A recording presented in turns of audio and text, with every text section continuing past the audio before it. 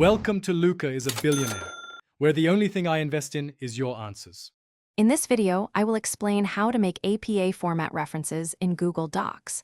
We'll dive straight into using the integrated tools to streamline your academic writing. This guide will help you accurately cite sources and build a professional reference list.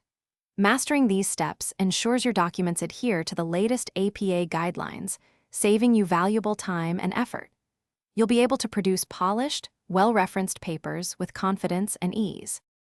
To begin adding in-text citations, open your Google Doc and go to the Tools menu, then select Citations. From the sidebar that appears, choose APA as your preferred citation style. Next, click the plus Add Citation Source button to input all the necessary details for your source, such as author, title, and publication year. Once entered, you can easily insert the citation directly into your document at the appropriate point, ensuring proper attribution. Once your deep dive is set up, it's time to analyze the results.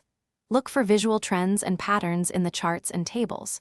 Use the grouping feature to segment your data, for example, by creation date or user role, to compare different categories. You can group by up to 3 different criteria. After gaining your insights, easily export your findings as a CSV file for further reporting or to share with your team members. For maximum accuracy, always double-check the information you enter for each source against the original material. Pay close attention to specific APA rules regarding capitalization, italics, and punctuation, as these details are crucial for proper formatting.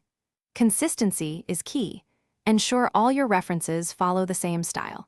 For more complex source types or unique situations, it's always best to consult the official APA publication manual for definitive guidance. This ensures your work is impeccable. Thanks for watching and please subscribe. It's the best investment you'll ever make.